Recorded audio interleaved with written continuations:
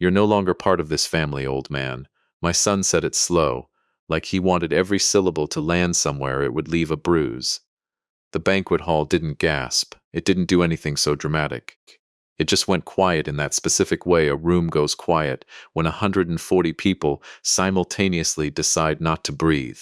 Somewhere near the back, a waiter kept pouring water into a glass, and the sound of it, thin and silver, was the only thing still moving in the world. Nobody coughed. Nobody reached for a napkin. My daughter's hand froze halfway to her wine glass and just stayed there, suspended, like she'd forgotten what hands were for. I stood there in my one good blazer, 64 years old, and I understood, with a clarity that felt almost peaceful, that I had just been thrown out with the trash at my own family's table, and that everyone at that table had decided to let it happen in silence. Welcome back. If you're new here, we tell true stories about families that break, and the quiet people who finally stop letting them. Hit subscribe if you want more of these, and stick around, because what happened at that door 6 weeks later is the part nobody saw coming, including me. My name is Walter Hale. I'm 64. I ran a clock and watch repair shop on Denton Street for 31 years, the same shop my father ran before me, the kind of place where people bring you their grandfather's pocket watch and trust you not to lose the one piece that still smells like him. My wife Diane died on a Thursday in March, 6 weeks after the diagnosis, pancreatic cancer, 53 years old. We'd been married 31 years.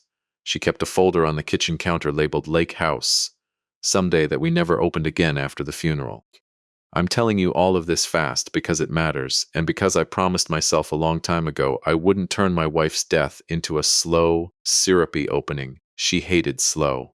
She'd have wanted me to get to the point. The point is this.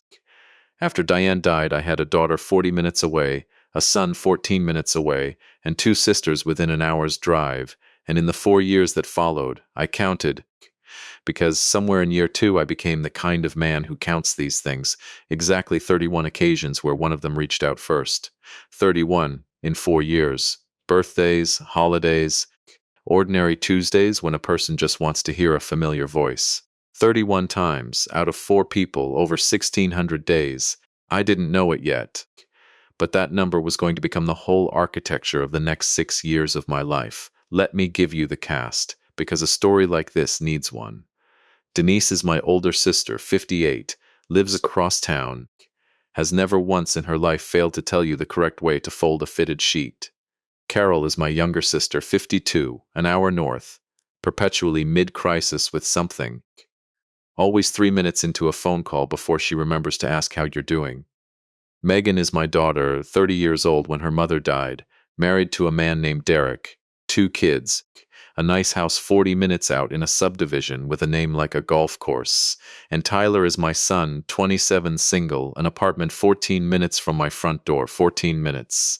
I drove it once, years later, just to confirm I wasn't imagining it. 14 minutes, no traffic. They all came to the funeral. I want to be fair about that. They wore black, they hugged me. Denise held my face in both hands the way she used to, when I was a kid who'd scraped a knee and said, "Walter, whatever you need, you call us, day or night." And I believed her, because I had no reason yet not to. The first months, I did what I've always done when my hands need somewhere to put the panic. I went back to the bench. Diane used to say the shop was where I went to think without having to talk.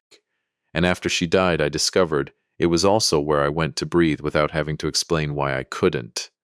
I reopened it 2 weeks after the funeral. I fixed watches for people who'd been waiting, and on Sundays I started cooking, which was new for me, because Diane had always been the one who cooked, and in her absence I found out I was decent at it, and that a stove needing my attention for an hour was the closest thing to peace available to a man in my situation. So I made her stuffed peppers and her pot roast, and I called everyone, and that first Sunday they came. Denise and her husband Carol drove up from her place, Megan and Derek and the kids, Tyler, 20 minutes late with a case of beer, eating 3 helpings and telling me it was almost as good as Mom's, which from him was practically a eulogy of its own. The house was loud again. My granddaughter was drawing on the back of an envelope at the kitchen table. Derek was telling a work story with his hands. I stood at the stove and thought, for one entire evening, that maybe we were going to be all right. I want you to sit with how wrong I was about that, because I sat with it for 6 years before I understood it myself. Here's the part I need to tell you honestly, the part that isn't flattering to me. Because if I only tell you the parts where I look strong, you won't believe me when I get to the parts where I finally was. There's a particular sound my shop phone makes. 2 short rings, then a pause, then 2 more, an old rotary line I never bothered replacing. It's the same rhythm the hospital used the 6 weeks Diane was dying. The same 2-2 pattern that meant either good news or the kind of news that rearranges your whole life in under a minute.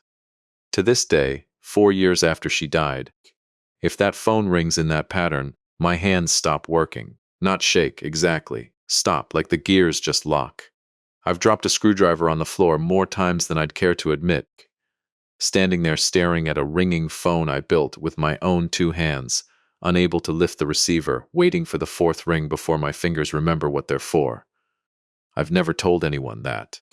I'm telling you now because I think it matters that you know I wasn't some stone monument standing there, absorbing blows without a scratch. I was breaking in small, private, invisible ways, the whole time everyone thought I was fine. The Sundays kept happening at first. Then, so slowly I almost didn't notice. They didn't. Denise made it to maybe 7 of them before Sundays started belonging to other things. Carol's visits thinned from weekly to monthly to a birthday card, with her handwriting getting smaller each year, like even her signature was trying to take up less space in my life. Megan and Derek were busy, the kids had soccer. The kids had 100 things, and I understood that. I did. Young families are supposed to be busy, that's what a full life looks like. Tyler was the one that found the soft part of me and pressed on it. 14 minutes away. And by the 2nd November he'd stopped answering Sunday calls outright. I left a message once. Made chilly, I said. Enough for an army. Come by if you want. He texted back 2 hours later. Can't tonight, rain check. I kept that rain check in a mental ledger that never got collected on, not once, not in 6 years. By year 2 I'd started freezing the extra portions because there was too much food for a man eating alone, and my freezer slowly turned into something like a small, cold museum of invitations nobody accepted. I saw a therapist during that stretch, Dr. An Pham, who told me something I turned over in my head for a long time. She said, Walter, you keep describing all the effort you're putting in. Have you ever told them plainly, without a joke to soften it, exactly how you're feeling? So, I tried. I sat Denise down at my kitchen table, the same table where Diane used to grade her students' essays, and I said, Denny, I need you to know I'm lonely. I'm really lonely, and I miss her, and some days it feels like I lost my whole family the same week I lost my wife. Denise looked at me with real, warm, completely useless sympathy and patted my hand and said, Oh, Walter, you know we love you. We're just all so busy. You're only across town. You should just come by more. As if the absence were a geography problem. As if I were the one who'd stopped showing up. I told Carol something similar on the phone a year later. I need to say something, Carol. I feel like I'm doing all the reaching, and I don't know what I did wrong. She cut me off before I finished the sentence. I hear you, I love you, but you have got to stop being so sensitive. Walter, we all have our own lives. Stop being so sensitive. We all have our own lives. I sat with the phone still warm in my hand for a long time after that call ended, thinking about Diane's folder on the counter that said Lake House, someday, thinking about the way she used to reach over in the truck and just rest her hand on my knee without saying anything, because she always knew when words would only get in the way. I thought about how she would have known exactly what to do with a sister who says something like that, and how I had absolutely no idea, because for 31 years I had never needed to know. Year 4 was the year of Tyler's phone call, the one that mattered, the one I think about more than almost any other conversation in my life. He actually called, which by then had become rare enough that I answered before the 2nd ring, heart going, thinking something was wrong. Dad, he said, I know I haven't been great about staying in touch. I need your help. I'm in a real bad spot. He'd put money into a business with a friend, some import venture, and it had collapsed. And he needed $11,000 in 3 weeks, or he was going to lose more than that friendship. I didn't ask many questions. I want to be honest about why. Part of it was love, plain and uncomplicated, the kind a father carries whether it's earned or not. But another part of it, the part I'm less proud of, was hope. I thought, maybe this is the crack. Maybe this is the thing that lets some light back in. I wired him the money inside of 2 days. For the next 14 months, Tyler called every week. He came to dinner twice.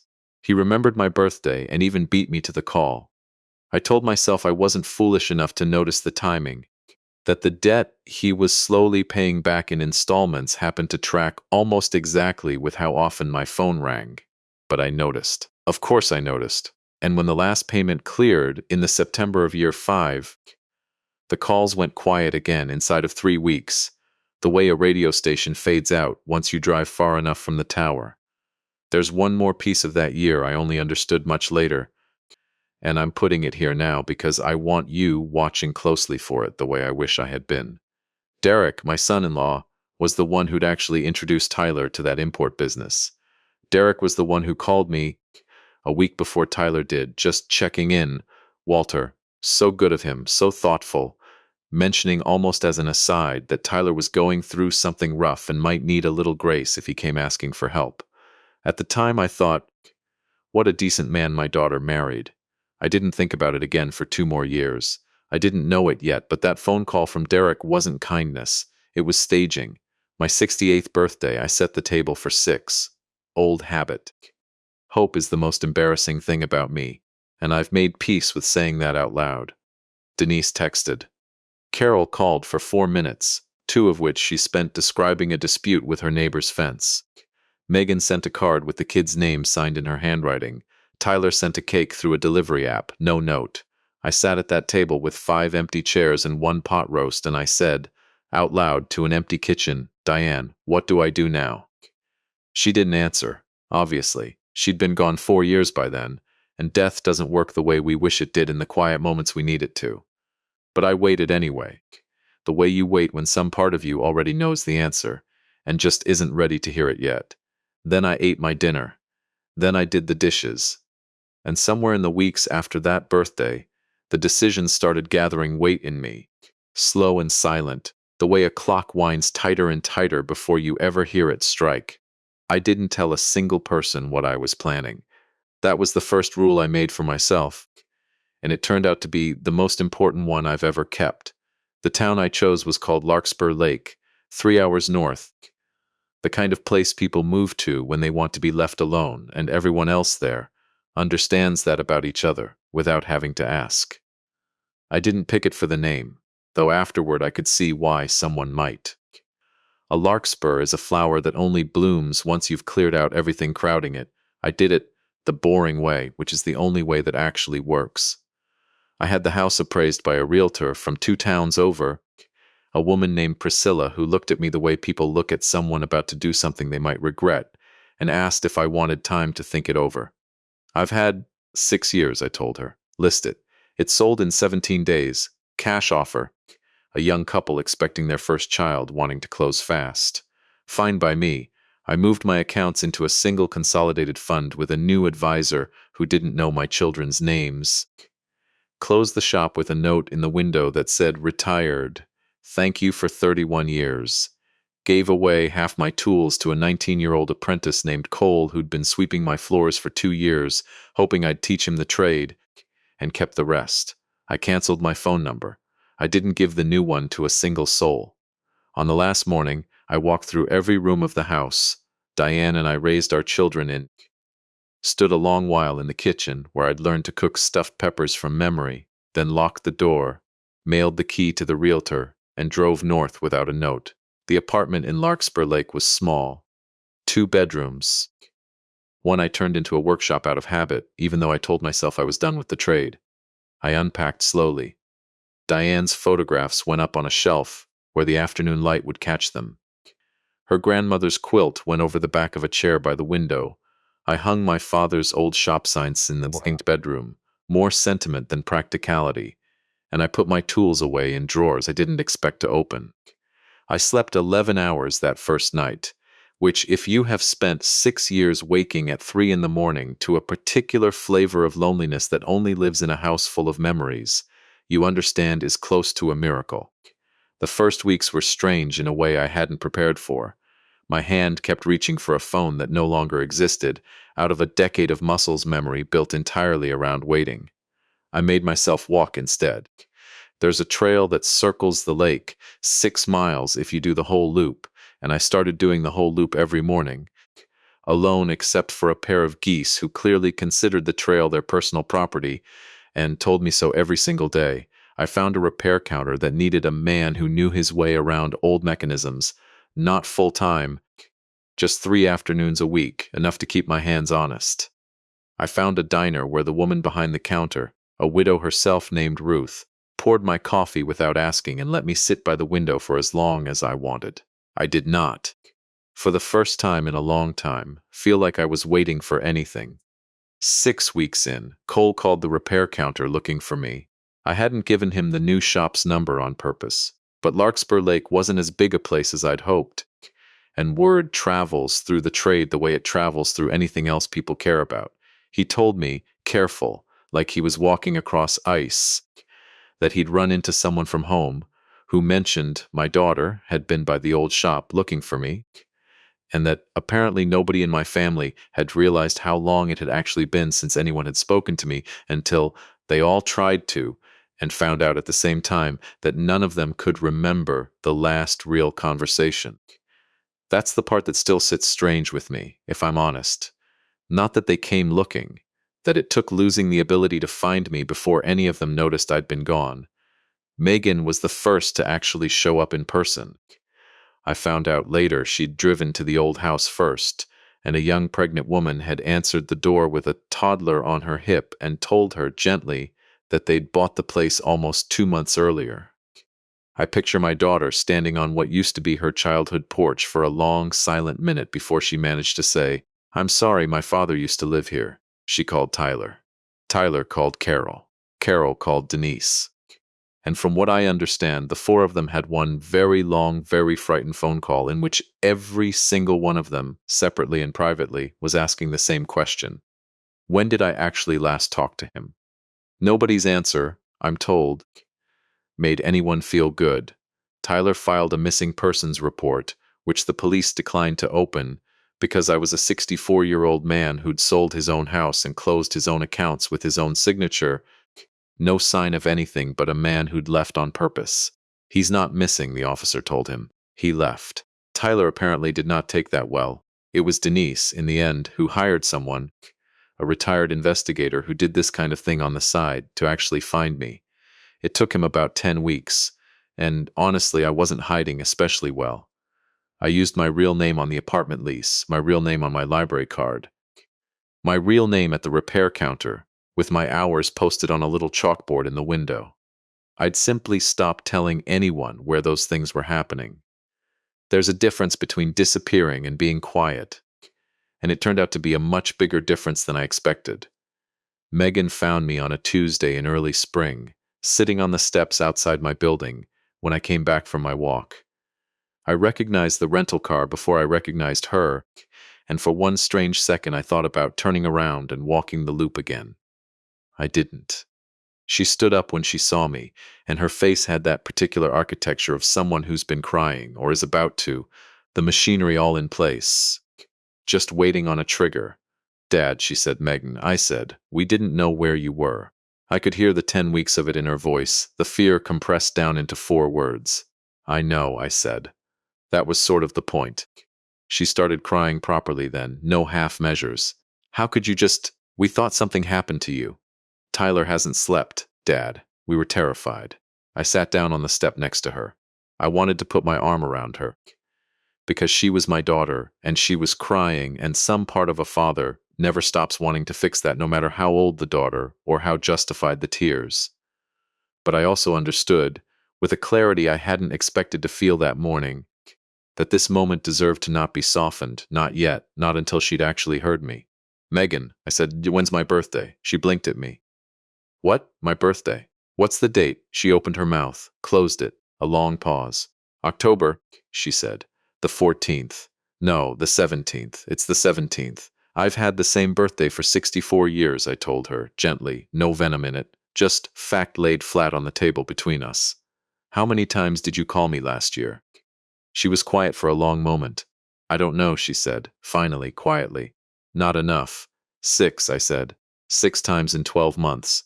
2 of them were about the kids' school schedules and whether I could watch them for an afternoon. The lake was very still behind us. Somewhere down the trail, the geese were being rude to somebody who wasn't me for once. I kept cooking every Sunday for 6 years, I told her. I made a table for 6 people on my birthday and ate alone at it more times than I can count, and told myself that was fine, that was just how families were now, busy people with full lives. I told your Aunt Denise I was lonely, and she told me to come by more, like I was the one who'd stopped showing up. I told your Aunt Carol I was struggling, and she told me to stop being so sensitive. I gave your brother $11,000 because I loved him, and because some foolish part of me thought it might be the thing that brought everybody back. And it worked, for 14 months, right up until the last payment cleared. Dad, I'm sorry, I know you are, I said. Right now, sitting on these steps, you are. I believe that completely. She looked at me for a long time. She has her mother's eyes, all 4 of my children, and I mean that loosely. All 4 of the people I raised have Diane's eyes, the exact same shape, and it is both the easiest and the hardest thing about looking at any of them. So what now? She asked. Are you coming home? Home to what, Megan? I said. There is no house. There's a family that stopped showing up for 6 years and only started looking once I made it inconvenient not to. She didn't have an answer for that. Neither, honestly, did I, not fully, not yet. But something had shifted in me sitting on those steps, something I couldn't have named at the time. I reached over, finally, and put my hand over hers where it rested on her knee, the same gesture Diane used to make in the truck, wordless, just present. Megan turned her hand over under mine and gripped it hard, and for one long minute neither of us said a single thing, and it was the first real, uncomplicated moment of closeness either of us had shared in 6 years. I want you to notice that, not the confrontation, that, because everything that came after started from that one small act of 2 people finally being honest in the same room at the same time. I made her coffee before she left. I didn't invite her to stay the night. I wasn't ready for that, and she seemed, in some way I think she needed, relieved not to be asked. Denise arrived 2 weeks later. I watched her white sedan circle my building's small lot twice before she found the nerve to park it, and I stood at my window with a mug of coffee, in no hurry at all, and let her work up to the buzzer in her own time. I'm not a cruel man. I let it ring twice more before I answered. She sat at my kitchen table, the one Diane's photographs looked down on, and I watched her take in the apartment, clean, calm, coffee fresh, a man who had clearly slept 8 hours the night before, and I watched something in her expression falter, like she'd come prepared for a scene of collapse and instead found a man doing better than she was. You seem, she started. Fine, I said. I seem fine, Denise, because I am. I need you to understand how frightened we all were. I set my mug down. How many times did you call me last year, Denise? Before I left, she opened her mouth and then, to her credit, actually stopped and thought about it honestly, instead of reaching for a comfortable number. 4, she said finally. Maybe 5. You live across town, I said. 15 minutes. 4 or 5 times in a year. I know, she said. And I know it isn't enough. I know that, Walter. But I was scared for you when I heard you'd left. Genuinely scared. Doesn't that count for something? It counts for something, I told her, honestly. It just doesn't count for as much as you'd like it to. Fear for me arrived the moment I stopped being available. It's a strange kind of love that only activates once the person's gone. That's not fair, she said. And there were tears starting now. No, I agreed. It really isn't. None of the last 6 years were. I handed her a napkin because whatever else is true about me, I am not a cruel man. But I did not take back a single word, and I did not soften the silence that followed it. Carol never came in person. She called 3 months after Megan's visit and opened with, Walter, I think what you're doing is incredibly selfish, and something in me actually laughed. A real laugh, the first one that call had earned in years. That, I told her, is the most Carol thing you have ever said to me in your entire life. We're your family. You can't just erase us because you're upset. I'm not upset, Carol, I told her, and it was true by then, in a way that surprised even me. I'm at peace. There's a difference, and I only learned it because you told me to stop being so sensitive 2 years ago, and I finally actually took your advice. I stopped being sensitive about it. And then I left. There was a long silence on the line. That's not fair either, she said, quieter now. No, I said, it isn't. Goodbye, Carol. And I meant it in the full, complete sense of the word. And I hung up the phone, and I finished my coffee, and I went for my walk around the lake, and the geese, as always, had opinions. Tyler came last, 3 weeks after that, and he came the way Tyler does everything, loudly, with no warning. 3 hours on a Sunday with red eyes and a duffel bag, he sat down hard on my doorstep, like it had been weighing on him the whole drive. Inside it, I found out later, was my old camping gear, the set I'd loaned him 5 years earlier and never seen again until that exact moment. It felt, looking at it, less like a gift and more like a man returning something, so he wouldn't have to keep owing me anything at all. Even something small. He looked terrible. Genuinely terrible, unshaven, hollow around the eyes, a man who has spent several nights rehearsing a speech he still isn't sure he can deliver. Dad, he said. Tyler, I said. That's your camping gear. I know. I brought it back. Can I come in? I let him in. I want to be clear that some part of me, small, cold, not proud of itself, felt a flicker of satisfaction watching my son stand in my kitchen looking that broken. I'm telling you that because I think honesty matters more than looking good in my own story. I let that part speak for exactly 1 minute, then I made coffee and I sat down across from him, because whatever else had changed in me, he was still my son, and watching your child suffer never stops being one of the hardest things in the world, even when he has, in some measure, earned it. Dad, I know I have no right to ask for anything, he started. That's correct, I said. And I know sorry doesn't fix 6 years. I know that. I need you to actually hear this part, not the excuse part, the real part. I looked at Mom's picture every time I looked at you, and it hurt so much. I stopped looking at either of you, and I told myself I'd deal with it later, and later kept not coming, and then one day you were just gone, and there was a stranger's toddler running around your kitchen, and I didn't even know what town you'd moved to. His voice cracked on the last part, and he pressed the heel of his hand against his eyes for a second, and I watched my 27-year-old son cry in a kitchen 3 hours from anything he recognized, and something in me, some old, stubborn, fatherly gear, wanted very badly to reach across the table and fix it. I believe you, I told him, and I meant it, every word. You were scared, and you ran from the fear instead of through it, and it turned into 6 years before either of us noticed. I believe all of that completely. He looked up, something hopeful moving across his face. It doesn't change anything, I said. The hope went out of him like a light switched off. Dad. I gave you $11,000, Tyler, I said, and I gave it to you because you're my son, and because, God help me, some part of me thought it would bring you back, and it did, for exactly as long as the debt existed. And the week the last payment cleared, you disappeared again. You think I didn't notice that? I counted the weeks. He said nothing. He had no answer, because there wasn't one that would have held up. I want to tell you something else, I said, and this part I hadn't planned to say. It arrived in my mouth before I decided to let it out. I wasn't a perfect father to you before any of this. I worked 6 days a week at that shop, and I missed things. I know I missed things. Your mother used to tell me to slow down, and I never really did. And I think some part of the distance between us started long before she died. I just didn't want to see it because it was easier to blame the grief. I'm not saying that to let you off the hook. I'm saying it because I think you deserve the whole truth, not just the version where I'm only the one who got wronged. Tyler stared at me for a long moment, like that admission had knocked something loose in him he hadn't expected. I didn't know you felt that way, he said quietly. I didn't either, I told him, honestly. Not until just now. He left before noon. He didn't take the camping gear. I carried it to the storage closet myself, and didn't think about it again for a long while. Here's what I need you to understand about everything that came after that visit. It wasn't revenge. not in the way people mean that word when they say it with a little thrill in their voice. What happened next found me.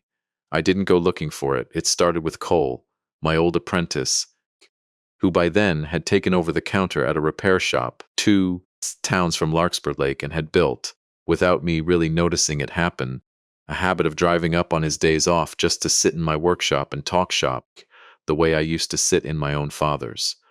Cole had a friend, a bookkeeper named Priya, who'd spent 11 months doing the accounts for a logistics startup before it folded, a startup she mentioned, almost in passing over coffee one Sunday, backed early on by a man named Derek Ashworth. I didn't say anything at first. Ashworth isn't an uncommon enough name to leap to conclusions over, and I'd learned the hard way not to go looking for reasons to be angrier at people I'd already decided to let go of. But Priya kept talking, the way people do when something's been sitting wrong with them for a while, and they finally find someone willing to listen. She said the company that folded, the one Derek had backed, wasn't actually the company that lost the money.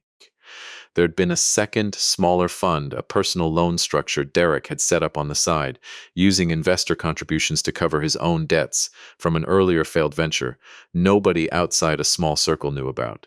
She'd kept a notebook, an old habit from her first job out of school, handwritten ledgers she trusted more than software, and in it, dated 18 months before Tyler ever called me asking for $11,000, was an entry showing Derek Ashworth transferring funds out of the company account to cover a personal shortfall he never disclosed to a single investor, including, as it turned out, including my own son. She hadn't come forward before, she told me, because nobody outside that small circle had ever asked, and because she'd left the company quietly rather than make trouble, the way people without power usually do. She wasn't trying to build a case against anyone. She was just tired of carrying it alone, and Cole had mentioned, gently, that I might be someone worth telling. I want to be careful here, because I think it matters. I didn't hack anything. I didn't go digging through anyone's bank accounts or emails. A woman who'd watched something wrong happen handed me a physical notebook, of her own free will, because she trusted the people who'd brought her to my table. That's the whole of it. That's where the evidence came from. And I think that matters more than people usually admit in stories like this one. I sat with that notebook open on my kitchen table for a long time that night. Diane's photographs looking down at me from the shelf, and I thought about Derek's phone call 5 years earlier, so thoughtful, so concerned, mentioning almost as an aside that Tyler might need some grace if he came asking for help. I understood, sitting there, that my son hadn't been the architect of his own asking. He'd been handed a script and a reason to believe it, by a man who needed someone else's father to bail out a hole he dug for himself. I didn't call anyone that night. I sat with it. I let myself feel the whole shape of it, the anger, yes, but under the anger, something closer to grief, for the years my son had spent believing his own failure was the whole story, when really he'd been a tool in someone else's. It was around this same stretch of weeks that I finally opened the wooden box. I'd kept it, unopened, since the week after Diane's funeral, a small cedar box her sister had handed me at the reception, saying only, "She asked me to give you this, but not yet. She said you'd know when." I hadn't known when, for 6 years, because grief doesn't come with an instruction manual, and I was afraid, plainly afraid, of what might be inside a box my wife had prepared for a version of my life she knew she wouldn't be alive to see. I opened it the night after I read Priya's ledger, on the theory, I suppose, that if I was finally ready to face one hard truth, I might be ready to face another. Inside was a single folded letter in Diane's handwriting, the ink slightly faded, and a pressed larkspur flower from our own garden, the same flower, strange as that still feels to me, that gave this lake town its name, though I hadn't known that when I chose it. The letter wasn't long. She wrote that she worried, near the end, about the kids becoming too dependent on us financially and not enough on each other emotionally, that she'd noticed, before she got sick, a certain thinness in how the family reached for one another, everyone, assuming somebody else would do the reaching. She wrote that she hoped, whenever I finally read this, that I'd found a way to stop being the only person holding the whole family together by myself, because it was never supposed to be one person's job, not even mine.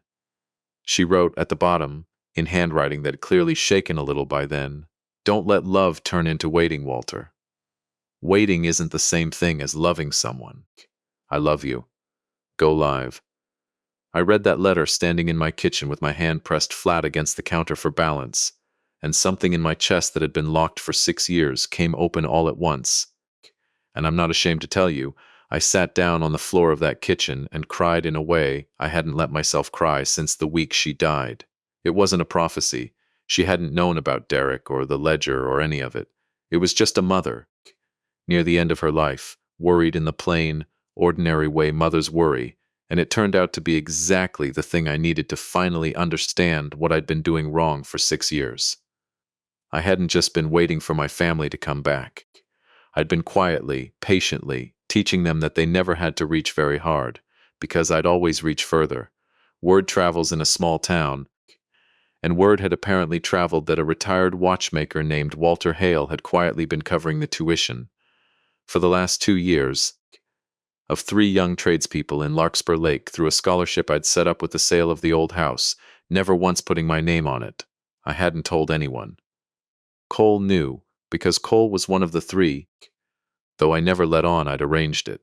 It came out anyway, the way kindness someone tries to hide usually does eventually, and the town's historical society decided, without asking my permission first, to hold a small rededication ceremony for the old clock tower downtown, the one my father had donated the original mechanism for 60 years earlier, and to use the evening to publicly thank the anonymous donor everyone had, by then, figured out.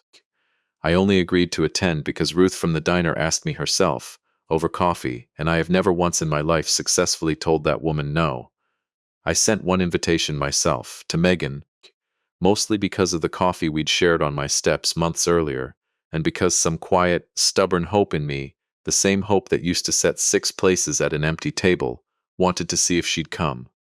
I didn't send one to Tyler. I didn't send one to Denise or Carol. I didn't know, when I mailed that single invitation, that Megan would tell her husband where she was going that Saturday, or that Derek, hearing the words clock tower and public ceremony and Walter in the same sentence, would understand exactly what kind of evening this might become, and decide he needed to get ahead of it. I didn't know it yet, but Derek was about to do something far more reckless than anything I could have planned for him, and it was going to be his own fear, not my evidence, that finally brought the whole thing down. The knock came 4 days before the ceremony, on a Tuesday evening, and I knew before I opened the door that it wasn't Megan, because Megan always called first out of some old habit of not wanting to intrude, a habit, I noticed now, none of the rest of my family had ever bothered picking up. Derek stood on my step in a jacket too nice for a 3-hour drive, smiling the smile he'd always had, the one that had once made me think, what a decent man my daughter married. "Walter," he said. "Figured I'd come up myself instead of just calling. Wanted to see how you're settling in." I let him in because I wanted to watch him, more than I wanted to talk to him. He walked through my apartment the way a man walks through a house he's already decided he's going to say something uncomfortable in, eyes moving over Diane's photographs, over the cedar box now sitting open on the shelf where I'd left it since the night I read her letter. "Nice place," he said. "Real quiet up here. It suits me," I said. He sat without being asked, which told me something too. "Look, Walter, I'll just say it. Megan mentioned there's some kind of ceremony this weekend, town thing. And I know things have been complicated with the family, and I just want to make sure that whatever's going on doesn't turn into something that upsets her more than it already has. She's been a wreck these last few months. We all have. I noticed he didn't say I've been a wreck. I noticed a great many things, sitting across from him in my own kitchen, that I hadn't let myself notice in 5 years of thinking of him as the reasonable one, the steady one, the son-in-law who called just to check in. "I'm not planning to upset anyone," I told him, which was true. In the narrowest sense, good, he said, and something in his shoulders eased, just slightly. Just enough for a man who spent his whole career reading other people's hesitations for a living to catch it. Because, look, families go through rough patches. What matters is we move forward, not dig up old business. Old business, I repeated. You know what I mean. Money stuff. Family stuff. It's in the past. I want to tell you that I planned what happened next, that I'd rehearsed it the way Tyler had rehearsed his apology at my kitchen table months earlier. I hadn't. It came out of me the way the letter had come open in my chest, all at once, no ceremony to it. I got up, went to the drawer where I'd kept it since the day Cole handed it to me, and set Priya's notebook on the table between us. Open to the page with the date, 18 months before Tyler's phone call, the transfer, the amount, her handwriting small and careful, and entirely without malice, because she hadn't written it to hurt anyone. She'd written it because it happened. Derek looked at the page for a long moment. I watched every muscle in his face try, and fail, to arrange itself into the expression of a confused man, looking at something he's never seen before. I don't know what this is, he said, but his voice had gone thin. I think you do, I said. I think you knew exactly what it was the day you called me, so thoughtful, so concerned.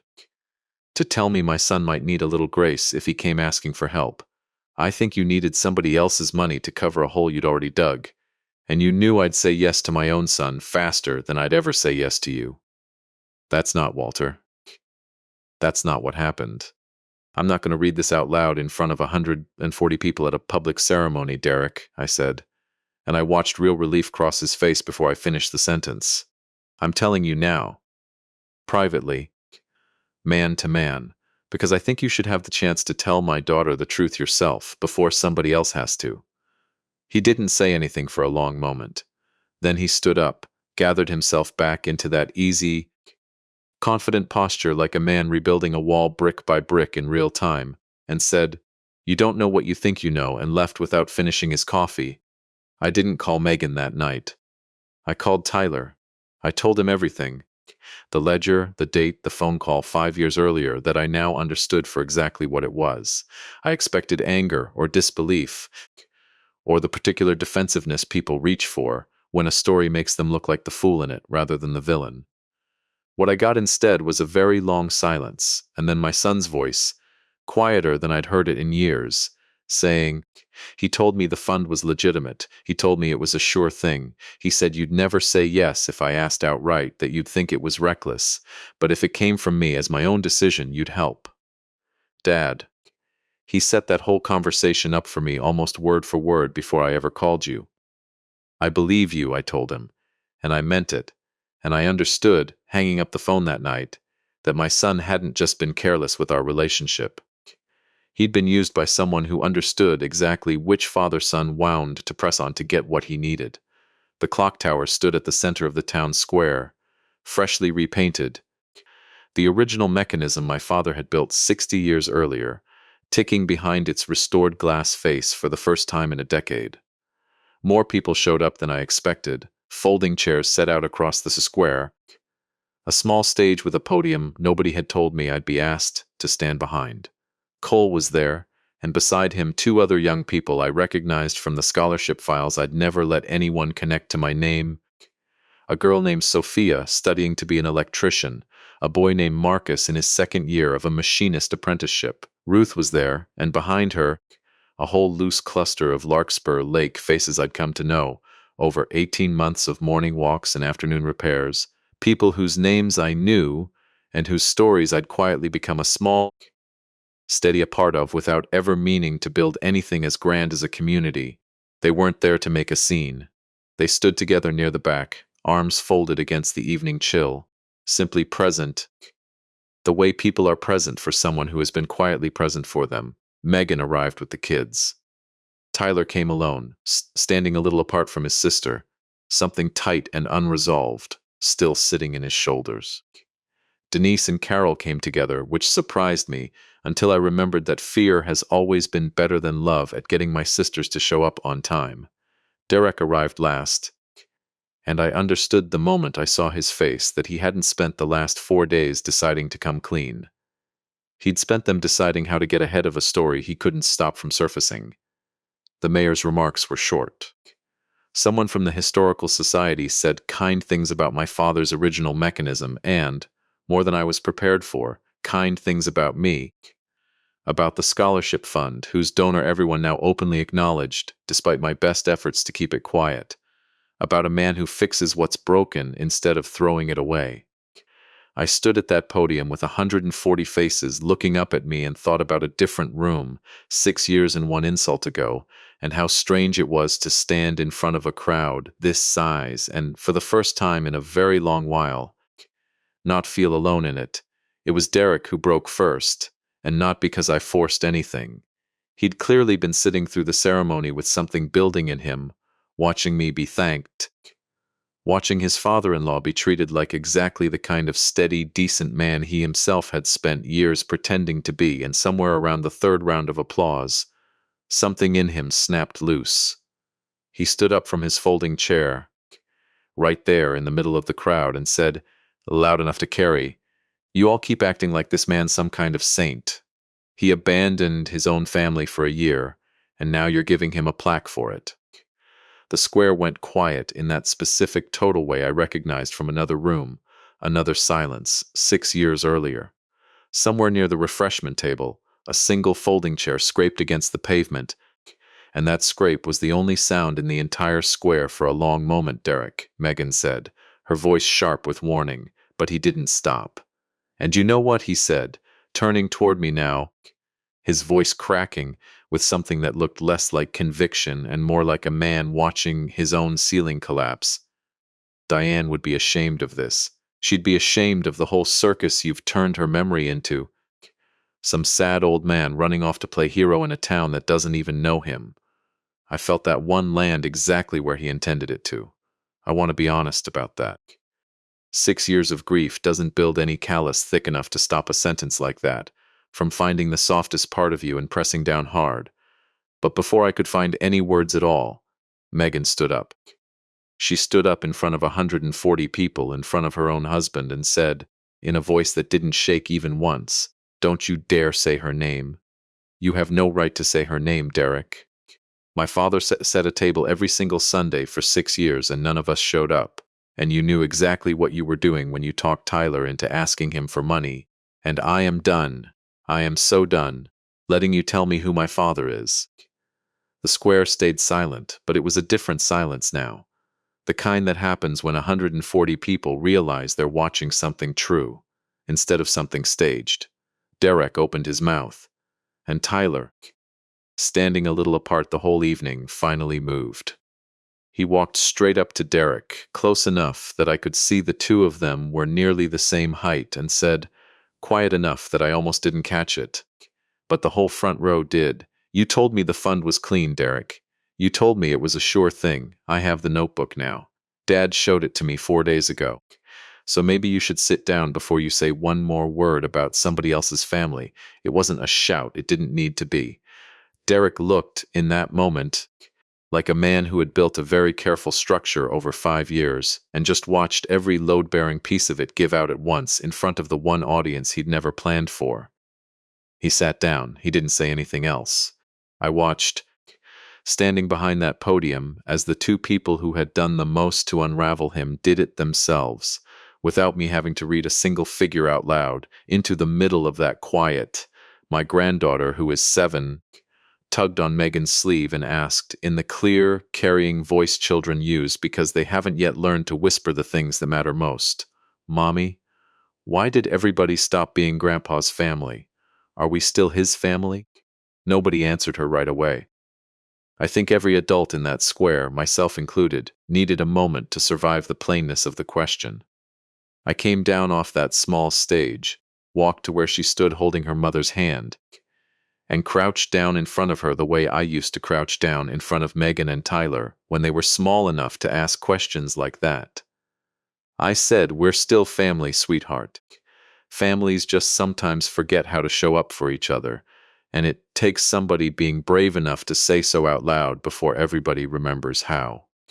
She thought about that with the total seriousness only a 7-year-old can bring to a sentence, and then said, "So you're not mad at us anymore?" "I'm not mad," I told her, and found, saying it, that it was true. "I'm just not going to set 6 plates and wait by myself anymore. That part's done, but this part right here, this is exactly what showing up looks like.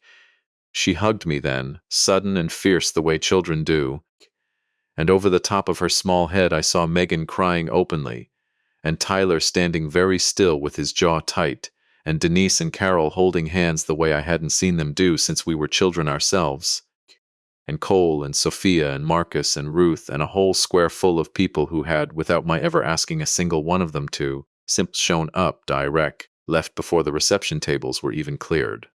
Nobody stopped him. I don't know. And to this day I haven't asked exactly what happened to his marriage after that night, or what happened with the fund, or whether Priya's notebook ever found its way in front of anyone with the authority to do something official with it. Some of that isn't my story to finish telling. What I do know is that the version of my family standing in that square when the streetlights came on was smaller by one person, and for the first time in 6 years, entirely honest with itself. I didn't know it yet, standing there with my granddaughter's arms still around my neck, but the hardest and most important conversation of that whole year hadn't happened yet. It was still 3 weeks away, waiting for me on the other side of my own front door, and it wasn't going to come from anyone in that square at all. The subplot with the trust took less time to resolve than I expected, mostly because there wasn't actually much of it left to resolve. I met with a lawyer 2 towns over the week after the ceremony, a careful, unhurried woman named Adora Bello, and told her what I wanted. I own the accounts. I own what's left of the house money. Nobody signs anything away from me, because none of it was ever theirs to sign away in the first place. I simply, as the sole owner and trustee of my own estate, changed the beneficiaries the way any man is entitled to do with what's his. Megan and Tyler stayed on, in reduced shares, alongside a new line item establishing the scholarship fund permanently, formalized now instead of quiet, with Cole named as the young man who'd help administer it once I was gone. Denise and Carol were notified, not asked, that a smaller portion would go toward a fund at the Historical Society for the Clock Tower's upkeep, in my father's name and Diane's both. Derek's name had never once appeared on any document I owned, and it never would. Adora had Megan sign only one thing that touched him at all, an acknowledgement, drafted plainly, that she'd been formally notified of the changes and had no claim to contest them, standard, unremarkable, the kind of paper that closes a door gently instead of slamming it. Tyler drove up more after that, not weekly, not the way it had been before any of this started, but real, unscheduled, ordinary visits, the kind where he'd show up on a Saturday with nothing planned and we'd just sit on the dock with coffee and not feel the need to fill every silence. He told me one of those afternoons watching the geese do their rounds that he'd started seeing someone himself, a counselor, working through what he called the avoiding thing, and I told him I was proud of him and meant it more than I'd meant almost anything I'd said to him in years. Megan called every Sunday, not out of guilt, I don't think, but because somewhere in that town square she'd relearned what it felt like to want to. She and the kids were staying with Denise for a while, she told me, sorting through what came next on her own terms. No timeline she owed anyone an explanation for. I didn't push forward. I'd told Austin once in an old version of this story I never actually lived. Doesn't have to look like it did before. It just has to be honest.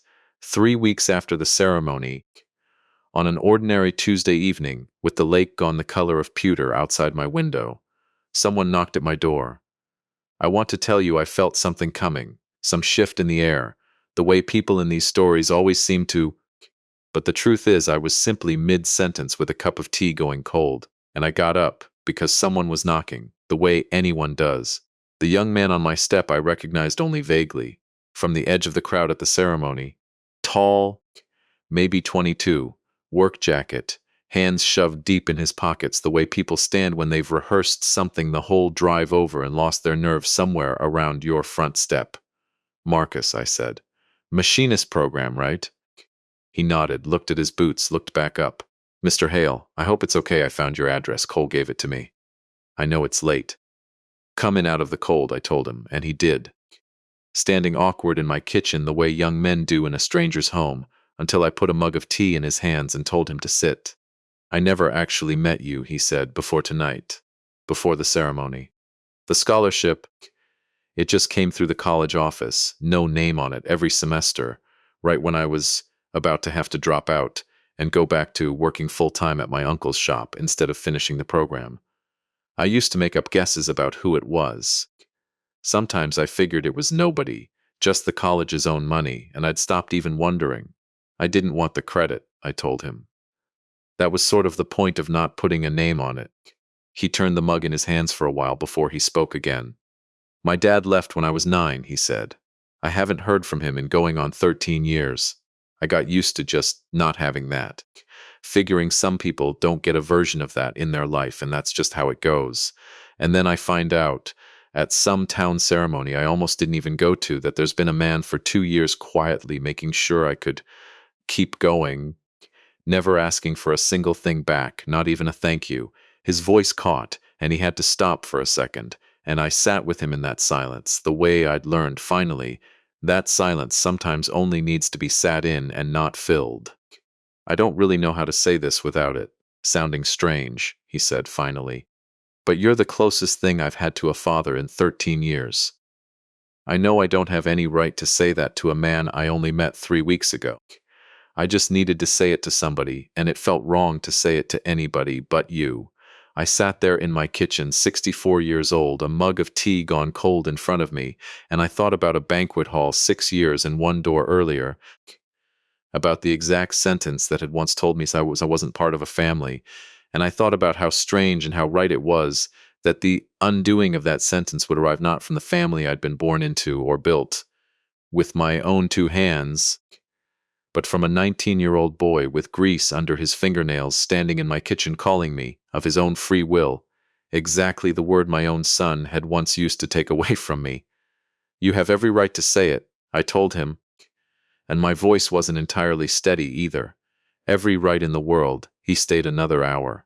We didn't talk about anything especially profound after that, just his classes, a project he was working on, whether the trout were biting yet down at the south end of the lake. It was, in its own quiet, unremarkable way, one of the finest evenings I'd had in 6 years.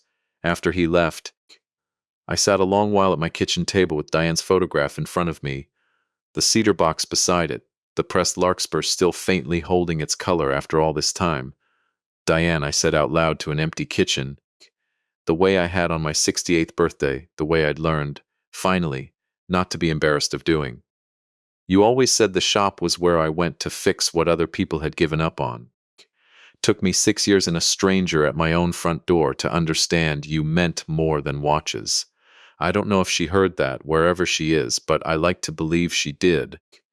The same way I like to believe she'd have approved of everything that came after that first empty table, the leaving, the letter, the ledger, the square full of people who simply showed up because I'd once quietly shown up for them without asking anything back. I still walk the lake every morning, 6 miles, geese included. I still fix what people bring me 3 afternoons a week. And some Sundays now Tyler drives up and burns the eggs while I pretend not to notice. And some Sundays it's just me in the quiet. And I've finally, after 6 long years, made my peace with both kinds of Sunday being all right.